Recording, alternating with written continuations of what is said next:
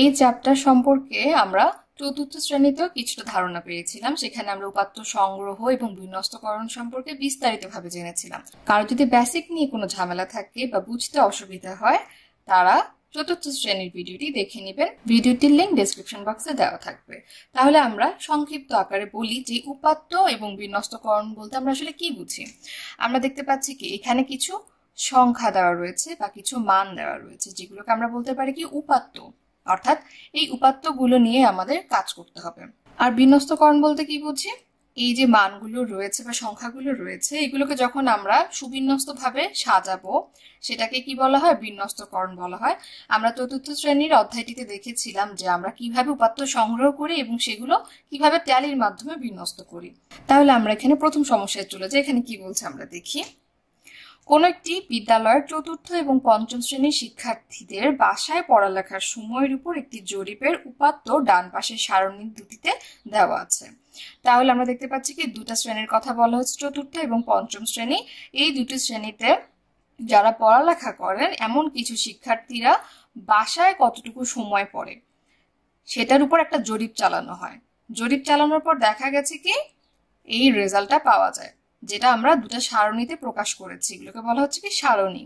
এবং যে সময়গুলো আমরা পেয়েছি যে কে কত সময় ধরে বাসায় পড়ালেখা করে, সেই সময়গুলোকে আমরা বলছি কি উপাত্ত।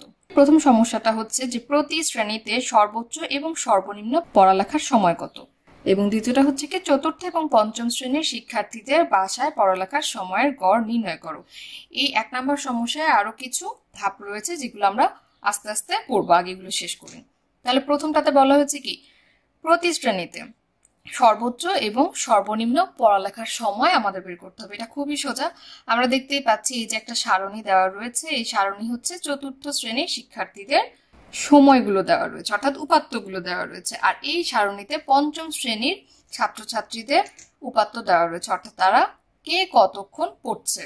এখন এই উপাত্তগুলোর মধ্যে আমরা সর্বোচ্চ সময়টা বের করব এবং সর্বনিম্ন পড়ালেখার সময় বের করব। অর্থাৎ এতগুলো ছাত্রছাত্রীর মধ্যে হয়তো কেউ সর্বোচ্চ সময় পড়ালেখা করছে, আবার কেউ হতে পারে কি অল্প সময় পড়ালেখা করছে।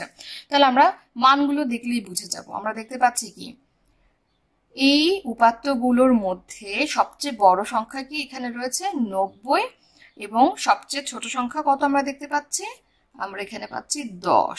তাহলে আমরা কিন্তু 1 নম্বরের উত্তর পেয়ে গেছি। তাহলে আমরা কি লিখতে পারি, আমরা লিখতে পারি চতুর্থ শ্রেণীতে সর্বোচ্চ সময় 90 মিনিট এবং সর্বনিম্ন সময় 10 মিনিট।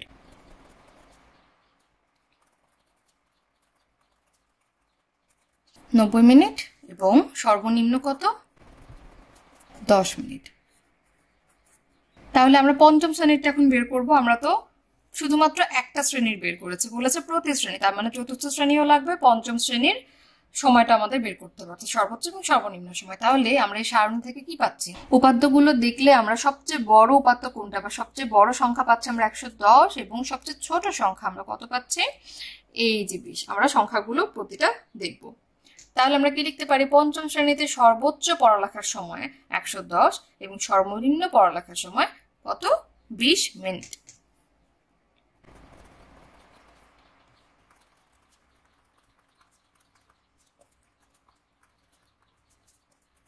তাহলে আমাদের এই অংশটা শেষ।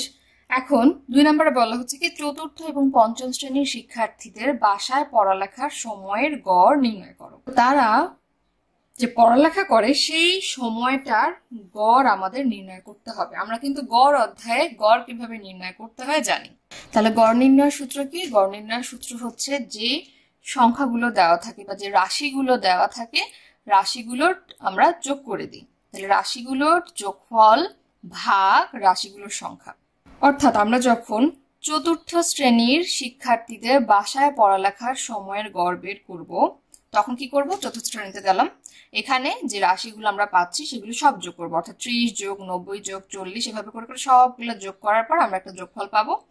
সেই যোগফলকে আমরা কি দিয়ে ভাগ করব, রাশিগুলোর সংখ্যা দিয়ে। অর্থাৎ কতগুলো রাশি রয়েছে, 1 2 3 4 5 6 7 8 9 10 11 12 13 14 15 16 17 18 19 20, 20টা রাশি রয়েছে। তাহলে আমরা কি জানি, গড় নির্ণয়ের সূত্র হচ্ছে রাশিগুলোর যোগফল ভাগ রাশিগুলোর সংখ্যা। তাহলে আমরা চতুর্থ শ্রেণীটা আগে বের করে ফেলি।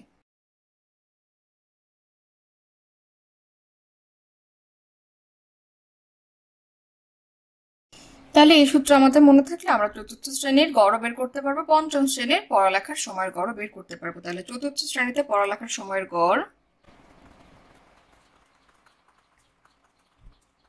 আমরা এই রাশিগুলো যোগ করলে কত পাই? আমরা কি করব, রাফে যোগ করে দেখব। যোগ করলে আমরা পাবো কত? 1020। বা আমরা রাফে কি করতে পারি, 30 যোগ 90 যোগ 40 এভাবে করে করে রাশিগুলো লিখে তারপরে যোগ করতে পারি। তাহলে এটাকে রাশিগুলোর যোগফলকে আমরা রাশিগুলোর সংখ্যা দিয়ে ভাগ করবো। আমরা একটু আগে গুণে দেখেছি কতগুলো রয়েছে, 20টি রয়েছে এখানে। তাহলে 20 দিয়ে ভাগ করে ফেলবো। ভাগ করলে আমরা কত পাচ্ছি? আমরা ভাগ করবো রাফে, ভাগ করে পাবো 51। তার মানে চতুর্থ শ্রেণীতে পড়ালেখার সময়ের গড় হচ্ছে 51। অর্থাৎ অনেকগুলো সময় আমরা পেয়েছি। এটার যখন আমরা গড় করে ফেলবো তখন কত পাবো? তখন আমরা 51 পাবো। যে গড়ে চতুর্থ শ্রেণীর শিক্ষার্থীরা গড়ে 51 মিনিট করে পড়ে, এগুলো সব মিনিটের। এখন আমরা পঞ্চম শ্রেণীটা বের করবো। একই হিসাব পঞ্চম শ্রেণীতে যাই। এখানে যতগুলো রাশি রয়েছে সবগুলোকে আমরা যোগ করে ফেলবো। যোগ করলে আমরা কত পাবো? কতগুলো রয়েছে রাশি এখানে আমরা গুণে দেখলে দেখবো কি 20টা রয়েছে। 1 2 3 4 5 6 7 8 9 10 11 12 13 14 15 16 17 18 19 20। ভাগ করলে আমরা কত পাচ্ছি? আমরা রাফে ভাগ করে পাবো কি 52। তাহলে এই গড়গুলো কিসে রয়েছে? সব মিনিট। একক হবে কি এখানে? মিনিট। এখানেও হবে কি? মিনিট। তাহলে আমরা 1 নম্বর সমস্যার 3 4 ওই অংশগুলো এখন দেখে নিব। আমরা 3 নম্বর অংশে কি দেখতে পাচ্ছি, নিচের খালি ঘরগুলো পূরণ করো এবং আয়তলেখ আঁকো। আয়তলেখ সম্পর্কে আমরা নিশ্চয়ই জানি। আমরা এখানে দুটা আয়তলেখ দেখতে পাচ্ছি। আমরা প্রথমে এই সারণীতে চলে আসি। এখানে বলা হচ্ছে কি কিছু খালি ঘর রয়েছে, সেগুলো আমাদের পূরণ করতে হবে। প্রথমে আমরা এটা বুঝে নিই। বলা হয়েছে কি বাসায় পড়ালেখার সময়। আমরা এখানে অনেকগুলো সময় সম্পর্কে পড়েছি। এই যে সময়গুলো আমরা দেখতে পাচ্ছি সেগুলোকে কি করা হয়েছে, এখানে 0 থেকে 19, 20 থেকে 39, 40 থেকে 59 এভাবে করে করে 6টা শ্রেণীতে ভাগ করা হয়েছে। 1 2 3 4 5 6টা। এবং প্রত্যেকটা শ্রেণীতে একটা শ্রেণী ব্যবধান রাখা হয়েছে। শ্রেণী ব্যবধান মানে কি, এই যে আমরা 0 মিনিট থেকে 19 মিনিট পর্যন্ত নিয়েছি, 0 থেকে 19-এর মধ্যে যে একটা পার্থক্য রয়েছে বা ব্যবধান রয়েছে সেটাকে আমরা কি বলছি? শ্রেণী ব্যবধান। এখানে শ্রেণী ব্যবধান কত? এই যে 20 থেকে 39। এভাবে করে করে আমরা নির্দিষ্ট শ্রেণী ব্যবধান নিয়ে 6টা শ্রেণীতে বিভক্ত করেছি। এখন আমরা কি করব, এই যে এখানে 0 থেকে 19 মিনিট রয়েছে, এটার অর্থ কি?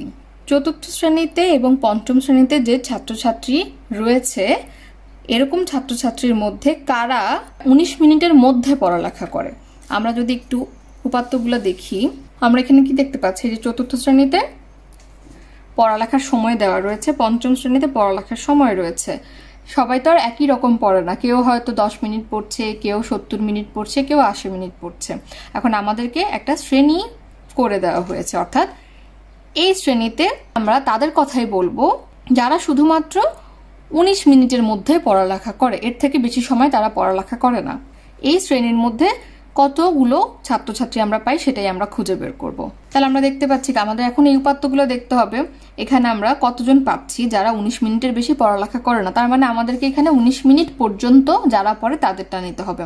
সেটা হতে পারে 10 মিনিট, সেটা হতে পারে 5 মিনিট, সেটা হতে পারে 19 মিনিট, 17 মিনিট, 18 মিনিট। কিন্তু যদি 20 মিনিট হয়ে যায়, সেই ছাত্রছাত্রী কোথায় ঢুকে যাবে? এই শ্রেণীতে ঢুকে যাবো। তাহলে আমরা দেখি চতুর্থ শ্রেণীতে আমরা আগে দেখি। আমরা দেখতে পাচ্ছি কি এই যে 10 19 মিনিটের মধ্যে পড়ে এটা একজন, তারপরে এখানে আরেকটা পাচ্ছি 10, তার মানে 19 মিনিটের মধ্যে পড়ালেখা করে এরকম ছাত্রছাত্রী আমরা কয়টা পাচ্ছি? 2 জন পাচ্ছি। তাহলে আমরা এখানে চতুর্থ শ্রেণীতে কয়জন লিখবো? আমরা লিখবো 2 জন। এই শ্রেণীতে রয়েছে 2 জন ছাত্রছাত্রী। পঞ্চম শ্রেণীর অবস্থাটা একটু দেখি। 19 মিনিটের মধ্যে পড়ালেখা অর্থাৎ ফাঁকিবাজি স্টুডেন্ট কয়জন আছে আমরা একটু দেখি, যারা কম সময় পড়ালেখা করছে। আমরা এখানে কি পাচ্ছি?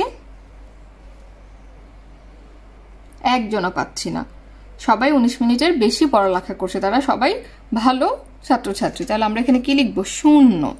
তারপরে শ্রেণীতে আমরা চলে যাই। এখানে হচ্ছে 20 থেকে 39 মিনিটের মধ্যে যেসব ছাত্রছাত্রী পড়ালেখা করছে এই সময়টা। তাহলে আমরা দেখি। তাহলে 20-এর নিচের গুলো আমরা হিসাব করব না, আবার 39-এর বেশিও আমরা হিসাব করব না। তাহলে আমরা যদি দেখি 1 জন, 2 জন, 3 জন, তাহলে আমরা কতজন পাচ্ছি? আমরা পাচ্ছি 3 জন চতুর্থ শ্রেণীতে। পঞ্চম শ্রেণীতে কয়জন পাচ্ছি আমরা দেখি? 1 জন, 2 জন, 3 জন, 4 জন, 5 6 7 8, তাহলে আমরা 8 জন পাচ্ছি পঞ্চম শ্রেণীতে। তারপরে কি আমরা 40 থেকে 59 পর্যন্ত, অর্থাৎ 40 থেকে 59 পর্যন্ত এই সময়ের মধ্যে যারা পড়ালেখা করে তাদেরকে বের করতে হবে। তাহলে দেখতে পাচ্ছি কি 40 একজন, 2 জন, 3 জন, 4 জন, 5 জন, তাহলে আমরা কত পাচ্ছি? 5 জন। পঞ্চম শ্রেণীতে কতজন পাচ্ছি? 1 জন, 2 জন, 2 জন পাচ্ছি। আমরা পরের শ্রেণীতে যাই। 60 থেকে 79 আমরা অন্য কালার দিয়ে করি, তাহলে আমাদের বুঝতে সুবিধা হবে। তাহলে 60 থেকে 79 আমরা এখানে দেখি 1 2 3 4 5 6, তাহলে আমরা পাচ্ছি কতজন? 6 জন। আর পঞ্চম শ্রেণীতে কতজন পাচ্ছি? 1 2 3 4 5, আমরা পাচ্ছি 5 জন। তারপরে চলে যাই 80 থেকে 99, তাহলে 80 থেকে 99 এর মধ্যে চতুর্থ শ্রেণী এবং পঞ্চম শ্রেণী। 80 থেকে 99 এর মধ্যে আমরা এটা পাচ্ছি 1 2 3 4 4 জন পাচ্ছি,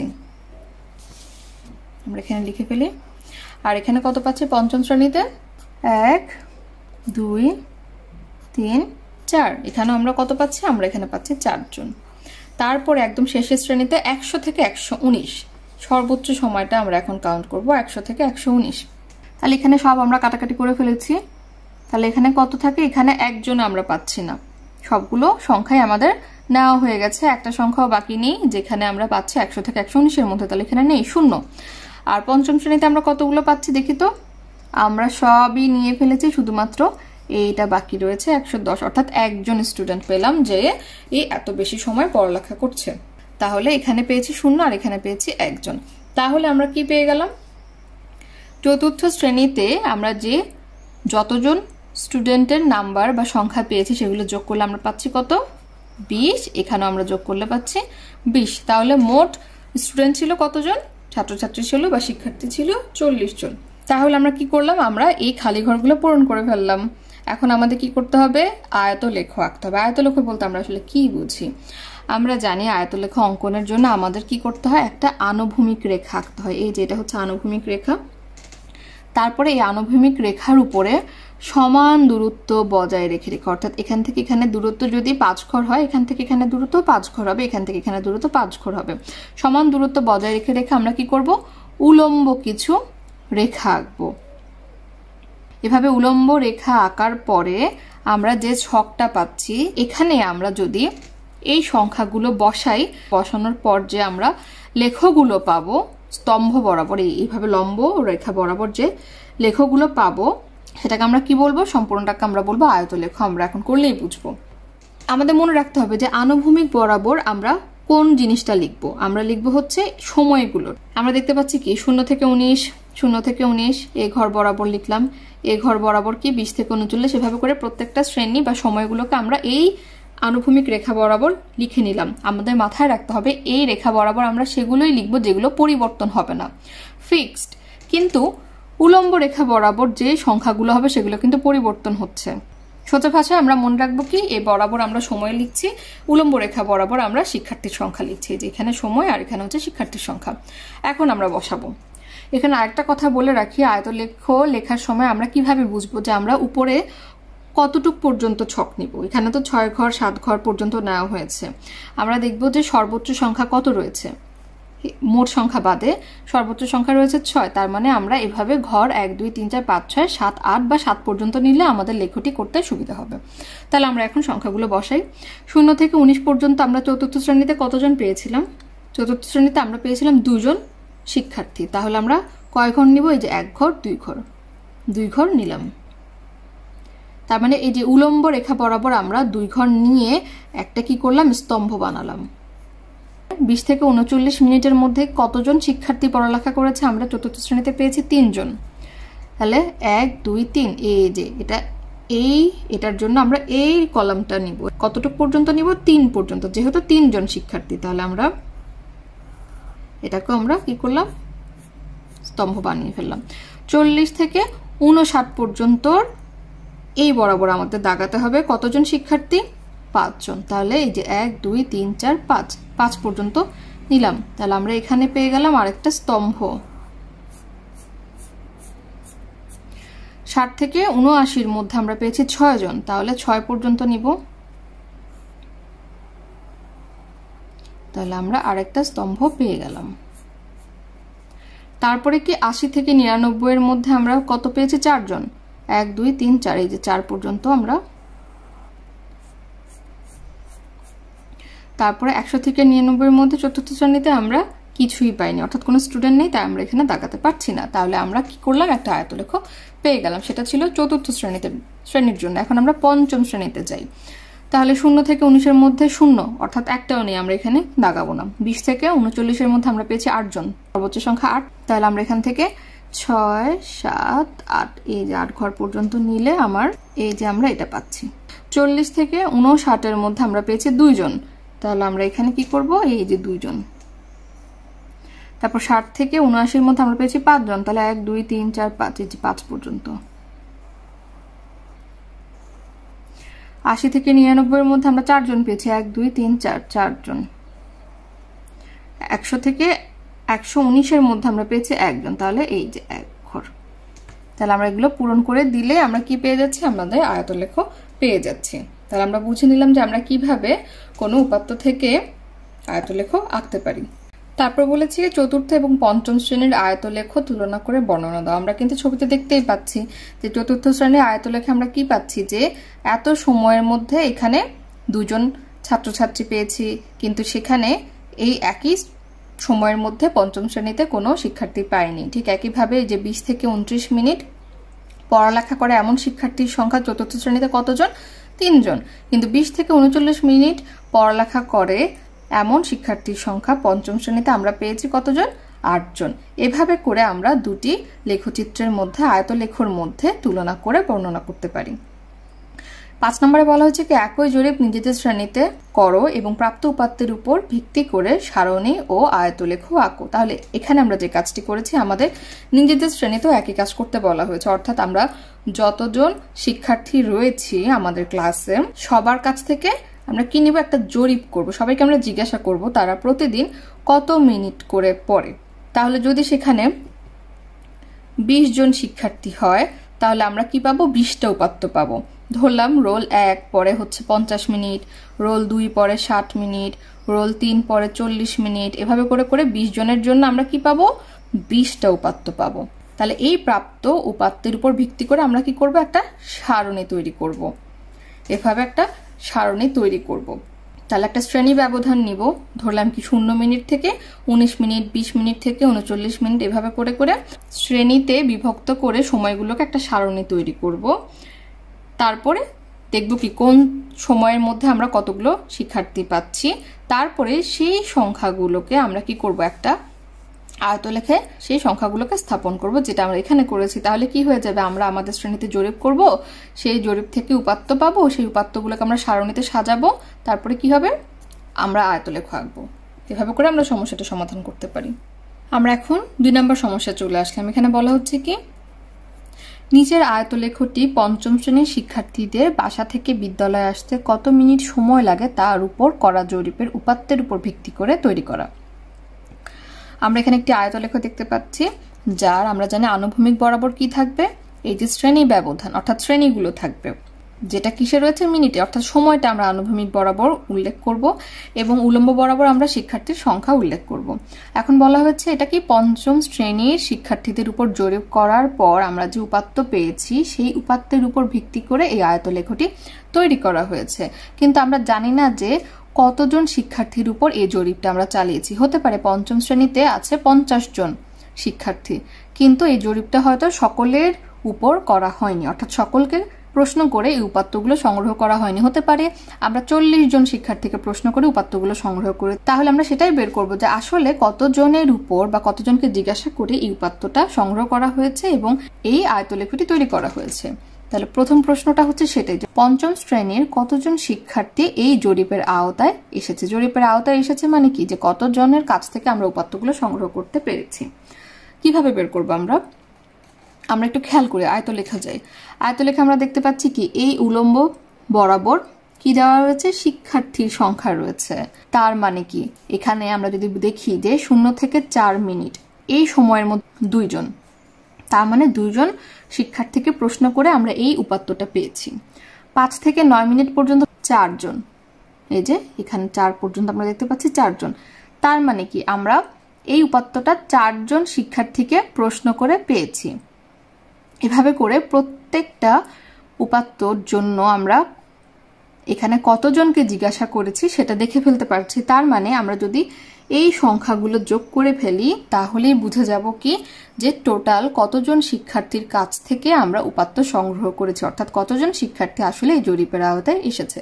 তাহলে আমরা কি লিখবো, জরিপের আওতায় এসেছে। আমরা এই সংখ্যাগুলো যোগ করে দিব। তাহলে আমরা আয়তলেখ থেকেই দেখি, প্রথমটার জন্য আমরা কত পেয়েছি, এই শ্রেণী ব্যবধানে 2 জন।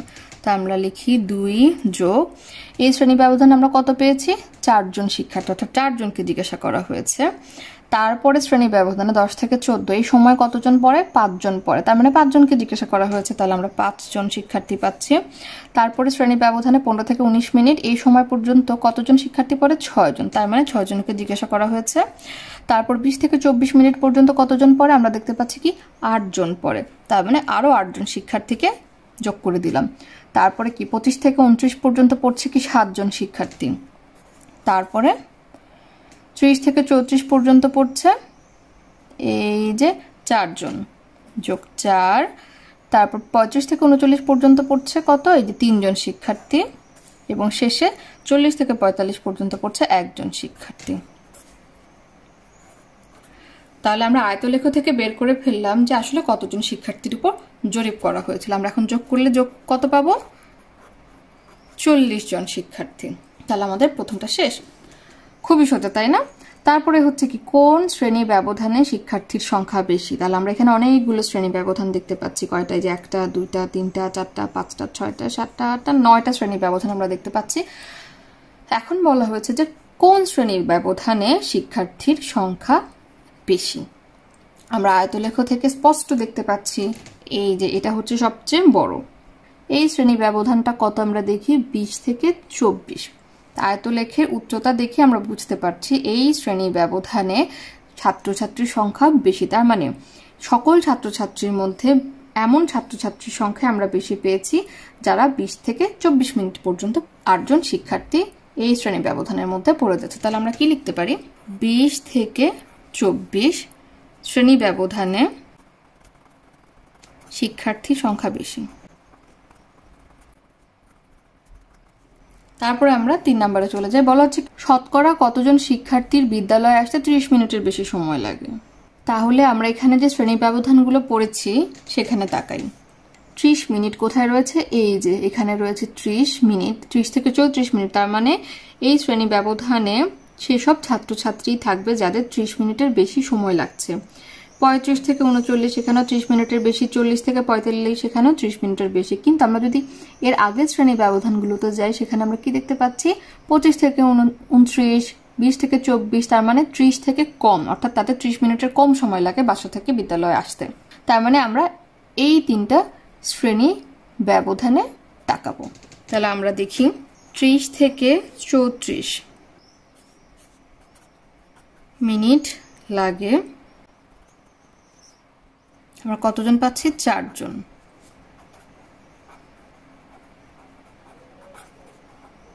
এই যে 30 থেকে 34-এর মধ্যে আমরা কত পাচ্ছি, এই যে 4 জন পাচ্ছি।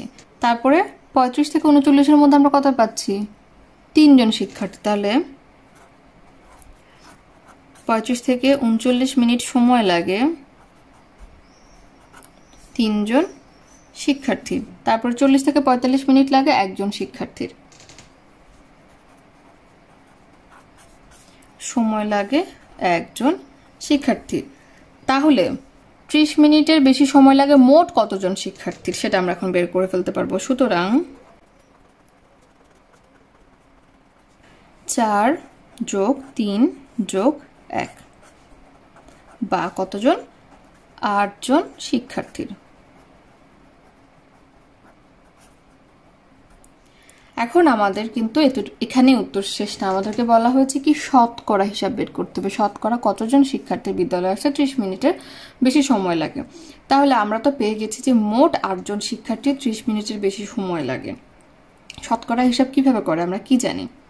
টোটাল শিক্ষার্থীর মধ্যে কতজন সেটাকে আমরা 100 দিয়ে গুণ করে দিব, অর্থাৎ আনুপাতিক। আমরা কি জানি টোটাল শিক্ষার্থী কতজন ছিল? 40 জন। তাহলে 40-এর মধ্যে আমরা এখানে 8 জন নিব, তারপর 100 দিয়ে গুণ করে দিব। শতকরার হিসাব মানে কি 100-তে হিসাব।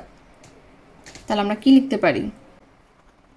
শতকরা শিক্ষার্থীর সংখ্যা মোট 40 জন, কতজনের লাগে 30 মিনিটের বেশি 8 জন, তাই আমরা 8 জন নিলাম। মোট শিক্ষার্থীর মধ্যে 8 জনের 30 মিনিটের বেশি লাগে গুণ 100%। আমরা এখন হিসাব করি, 0 0 যদি কেটে দিই আমরা কত পাচ্ছি? এখানে 4 দুগুণে 8, তাহলে 2 বাকি থাকে, আর এখানে থাকে 10, 10 দুগুণে 20, 20%। তাহলে শতকরা কতজন শিক্ষার্থীর বিদ্যালয়ে আসছে 30 মিনিটের বেশি লাগে? শতকরা 20 জন শিক্ষার্থীর 30 মিনিটের বেশি লাগে। তাহলে আমরা দেখলাম আমরা কিভাবে একটা আয়তলেখ থেকে এই সমস্যাগুলো সমাধান করতে পারি। 3 নম্বর সমস্যায় বলা হচ্ছে কি পাশের সারণীতে 4টি গ্রামের সংখ্যা, আয়তন এবং জনসংখ্যার ঘনত্ব দেওয়া আছে। তাহলে এখানে 4টা গ্রাম আমরা দেখতে পাচ্ছি, ক খ গ ঘ। এই 4টা গ্রামের কতজন বাসিন্দা রয়েছে অর্থাৎ জনসংখ্যা দেওয়া রয়েছে, গ্রামগুলো কতটুকু বড়, তাদের আয়তন কতটুকু সেটা দেওয়া রয়েছে, এটা একক কি বর্গ কিলোমিটার, এবং ঘনত্ব কতটুকু সেটাও দেওয়া আছে। ঘনত্ব মানে কি প্রতি বর্গ কিলোমিটারে কতজন লোক বসবাস করে, সেটাই হচ্ছে কি ঘনত্ব। অর্থাৎ প্রতি বর্গ কিলোমিটারে যত বেশি লোক সংখ্যা হবে ওই এলাকাটা তত বেশি হিবিজিবি হবে, অর্থাৎ মানুষ অনেক বেশি ঘনবসতি সম্পন্ন হবে। তাহলে এখানে আমরা দেখতে পাচ্ছি কি সবগুলো উপাত্ত বা তথ্য দেওয়া নেই, কিছু জায়গা খালি রয়েছে। আমাদের প্রথম প্রশ্ন হচ্ছে কি সারণীর 1 2 3 4 খালি ঘরগুলো পূরণ করো। এই যে 1 2 3 4 খালি ঘর রয়েছে সেগুলো আমাদের পূরণ করতে হবে। এরপর পরের সমস্যায় যাব, আমরা আগে প্রথম সমস্যাটা সমাধান করি। তাহলে প্রথমে আমরা একটা গ্রামের দিকে তাকাই, ক গ্রাম। সেখানে আমরা কি দেখতে পাচ্ছি জনসংখ্যা দেওয়া রয়েছে, আয়তন দেওয়া রয়েছে, কিন্তু ঘনত্ব দেওয়া নেই। এবং ঘনত্ব নির্ণয়ের সূত্র আমরা নিশ্চয়ই জানি। ঘনত্ব নির্ণয়ের সূত্র কি?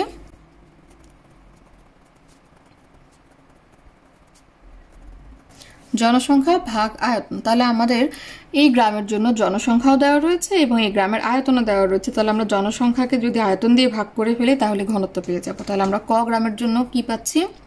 জনসংখ্যা 1800 ভাগ আয়তন কত?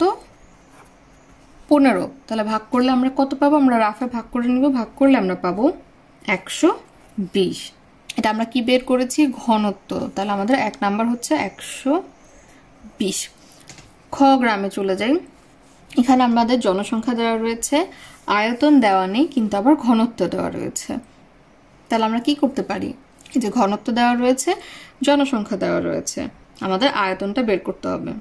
আমরা যদি পক্ষান্তর করে ফেলি তাহলে কি দেখব? আমরা এটাকে এভাবেও লিখতে পারি। তাহলে আমরা জানি কি কোনাকুনি এটা গুণ করা যায়। আমরা যদি ভেঙে দেখাই এটার সাথে এটা, মানে এখানে তো কিছু নেই, মানে কি এটা নিচে 1 রয়েছে, তাহলে জনসংখ্যার সাথে এই 1 গুণ করে আমরা এখানে লিখলাম জনসংখ্যা, আর ঘনত্বের সাথে আমরা কি করলাম? আয়তন গুণ করলাম। তাহলে আমরা এখানে কি বের করব? আয়তন বের করব। তাহলে আয়তনকে এদিকে রাখলাম, ঘনত্বকে আমরা কি করলাম? ওইদিকে নিয়ে গেলাম, পক্ষান্তর করলাম। তাহলে এখানে গুণ হয়ে যাবে কি? ভাগ। তাহলে এটা কি জন্য আমরা এভাবে ভেঙে ভেঙে দেখালাম? কারণ আমরা এখন খ গ্রামের জন্য এই কাজটাই করব, যে আমরা আয়তন বের করব। আয়তন সমানও কি? জনসংখ্যা ভাগ ঘনত্ব, জনসংখ্যা ভাগ ঘনত্ব। তাহলে আমরা আয়তন বের করব। জনসংখ্যা কত? 2200 ভাগ ঘনত্ব হচ্ছে কত? 110। ভাগ করবো আমরা রাফে, ভাগ করলে আমরা কত পাবো? 20। তাহলে আয়তন আমরা বের করেছি, আয়তনের একক কত? বর্গ কিলোমিটার। 20। এখন আমরা গ গ্রামে চলে যাই। সেখানে বলা হয়েছে কি জনসংখ্যা দেওয়া নেই, আয়তন দেওয়া রয়েছে, ঘনত্ব দেওয়া রয়েছে। আমরা এটা না দেখে এটার দিকে তাকাই, একই সূত্র, একই। আমাদের জনসংখ্যা বের করতে হবে, তাহলে আমরা জানি কোনাকুনি গুণ করা যায়, যে একটু আগেই বলেছি। তাহলে জনসংখ্যা সমান আমরা কত লিখতে পারি, ঘনত্ব গুণ আয়তন। এই একটা সূত্রকে আমরা এভাবে বিভিন্নভাবে ভাঙলেই বিভিন্ন সূত্রে সংখ্যাগুলো বসিয়ে সমাধান করতে পারি। তাহলে আমরা যেহেতু জনসংখ্যা বের করবো, জনসংখ্যা সমান আমরা এখান থেকে কি পেয়েছি, ঘনত্ব গুণ আয়তন। তাহলে আমরা 25 গুণ 60 করব। গুণ করলে কত হয়, 5 6 30, শূন্য হাতে থাকে 3, 6 দুগুণে 12, 13 15, আর এই শূন্যটা বসে গেল। তাহলে আমরা এটা কত পাচ্ছি, জনসংখ্যা এত জন। ঘ গ্রামের দৃশ্য কি, জনসংখ্যা দেওয়া রয়েছে, আয়তন দেওয়া রয়েছে, প্রথমটার মতো আমাদের ঘনত্ব বের করতে হবে। তাহলে আমরা কি করব, প্রথমটার মতো ভাগ করে দিব। জনসংখ্যা 2240কে আমরা ভাগ করব কি দিয়ে, আয়তন দিয়ে, 8 দিয়ে ভাগ করলে আমরা রাফে ভাগ করে কত পাবো, 280 পাবো। তাহলে আমরা খালি ঘরগুলো পূরণ করে ফেললাম একটা মাত্র সূত্র দিয়ে। এখন বলছে কোন গ্রামের জনসংখ্যা সবচেয়ে বেশি, আয়তন সবচেয়ে বড়, জনসংখ্যার ঘনত্ব সবচেয়ে বেশি। জনসংখ্যা সবচেয়ে বেশি কোথায়, আমরা এই সারণীর দিকে তাকালেই বুঝবো। এখানে 1800 জনসংখ্যা, এখানে 2200, এখানে 1500, এখানে 2240। তাহলে এই চারটা সংখ্যার মধ্যে কোন সংখ্যাটা সবচেয়ে বড়, আমরা দেখতে পাচ্ছি কি এই ঘর, এই সংখ্যাটা সবচেয়ে বড় 2240। তার মানে জনসংখ্যা কোথায় বেশি, ঘ গ্রামটাতে জনসংখ্যা বেশি। তাহলে আমরা কি লিখব, ঘ গ্রামে জনসংখ্যা সবচেয়ে বেশি। তারপর বলছে কি আয়তন সবচেয়ে বড় কোথায়, তাহলে আমরা আয়তনে চলে যাই, 15 20 25 60, কোন সংখ্যাটা সবচেয়ে বড়, 25। তার মানে আয়তন সবচেয়ে বড় কোন গ্রামের, গ গ্রামের সবচেয়ে বড়। তারপর 3 নম্বরে বলা হচ্ছে কি জনসংখ্যার ঘনত্ব সবচেয়ে বেশি কোথায়, ঘনত্বের দিকে তাকাই, 120 110 60 280, কোনটা সবচেয়ে বড় সংখ্যা, আমরা দেখতে পাচ্ছি ঘ। তাহলে আমরা জনসংখ্যার ঘনত্ব কত, ঘতে পাচ্ছি। জনসংখ্যার ঘনত্ব সবচেয়ে বেশি। তাহলে আমাদের 2 নম্বর ও শেষ 3 নম্বরে কি বলা হচ্ছে, কোন গ্রামটিতে বড় বাজার থাকার সম্ভাবনা রয়েছে। তাহলে বড় বাজার থাকার জন্য আমাদের বড় জায়গা লাগবে। তাহলে বড় জায়গা রয়েছে কোন গ্রামে, আমরা একটু দেখি তো বড় জায়গা কোন গ্রামে রয়েছে, কিভাবে বুঝবো, আমরা জানি আয়তন মানে হচ্ছে সেই গ্রামটা কত জায়গা জুড়ে রয়েছে। তাহলে এখানে 15 20 25 60, সবচেয়ে বড় সংখ্যা কোনটা, এই যে 25। তার মানে গ গ্রামে জায়গা বেশি রয়েছে, তাহলে গ গ্রামটা অনেক বড়, সেখানেই বড় বাজার থাকার সম্ভাবনা সবচেয়ে বেশি। যেহেতু সেখানে জায়গা বেশি, বাজারটাও বড় করে দেওয়া সম্ভব। তাহলে আমরা কি লিখতে পারি, যে গ গ্রামে বড় বাজার থাকার সম্ভাবনা বেশি, আমরা লিখে নিব। 4 নম্বরে বলা হচ্ছে হাকিম সাহেব এই 4টি গ্রামের একটিতে বাস করে এবং তিনি বললেন আমার গ্রামের আয়তন অনেক বড়, কিন্তু নদীর কারণে বসবাসযোগ্য জমির পরিমাণ কম। তিনি কোন গ্রামের অধিবাসী হতে পারে। তাহলে একটু যদি আমরা মনোযোগ দিয়ে সারণীটা দেখি তাহলে বুঝে যাব যে হাকিম সাহেব কোন গ্রামের বাসিন্দা। তিনি কিছু ক্লু দিয়ে দিয়েছেন আমাদেরকে। ক্লুটা কি, তিনি যে গ্রামে থাকে তার গ্রামের আয়তন অনেক বড়। তাহলে আয়তন বড়, সবচেয়ে বড় কোন গ্রাম, গ গ্রামে, এই যে। কিন্তু আরেকটা ক্লু কি, নদীর কারণে বসবাসযোগ্য জমির পরিমাণ কম। বসবাসযোগ্য জমির পরিমাণ যদি কম হয় সেখানে কি মানুষ থাকতে পারবে। বসবাসযোগ্য এই কথাটা দিয়ে বোঝা যাচ্ছে যে বসবাস করার উপযোগী জমি নেই, তার মানে বসবাস করার জন্য মানুষও কম, কেননা সেখানে নদীর পরিমাণটাই বেশি। তাহলে অনেক বড় গ্রাম হওয়া সত্ত্বেও সেই গ্রামে বসবাস করার জন্য জমির পরিমাণ কম থাকায় সেখানে মানুষ কম থাকবে। এরকম গ্রাম আমরা এটাই দেখতে পাচ্ছি যে এই গ্রামের আয়তন অনেক বড় কিন্তু সেখানে ঘনত্ব কম। ঘনত্ব কম মানে কি, যে প্রতি বর্গ মিটারে খুব কম সংখ্যক মানুষ থাকতে পারে, যেহেতু বসবাসযোগ্য জমির পরিমাণ কম। তাহলে আমরা ধরে নিতে পারি কি হাকিম সাহেব গ গ্রামে থাকার সম্ভাবনা বেশি। তাহলে আমরা কি লিখব, হাকিম সাহেব গ গ্রামে থাকার সম্ভাবনা বেশি। তাহলে আশা করি এই অধ্যায়ে আমাদের কোনো সমস্যা থাকবে না। যদি সমস্যা থেকে থাকে আমরা অবশ্যই কমেন্টে জানাবো। আমাদের যে 90 ডিগ্রি অ্যাপ রয়েছে সেখানে আমরা সহজেই কমেন্ট করতে পারবো। এছাড়া আমাদের ফেসবুকে যে গ্রুপটি রয়েছে সেখানে আমাদের যে কোনো ধরনের সমস্যা আমরা তুলে ধরতে পারবো। আমরা সমস্যাগুলো সমাধান করার জন্য চেষ্টা করব। এছাড়া আমাদের আরেকটি যে চ্যানেল রয়েছে 90 ডিগ্রি আলেস, যেখানে আমরা আমাদের জার্মান লাইফ নিয়ে বিভিন্ন ধরনের মজার মজার অভিজ্ঞতা এবং তথ্য দিয়ে থাকি। সেই চ্যানেলটিও অবশ্যই ঘুরে আসার জন্য অনুরোধ রইল। 90 ডিগ্রি এডুকেশনের ভিডিওগুলো দেখে যদি আপনারা উপকৃত হয়ে থাকেন তাহলে অবশ্যই অন্যদেরকে জানার সুযোগ করে দিবেন। আর আমাদের ভিডিওগুলো অবশ্যই বাণিজ্যিকভাবে ব্যবহার থেকে বিরত থাকবেন। ধন্যবাদ সবাইকে।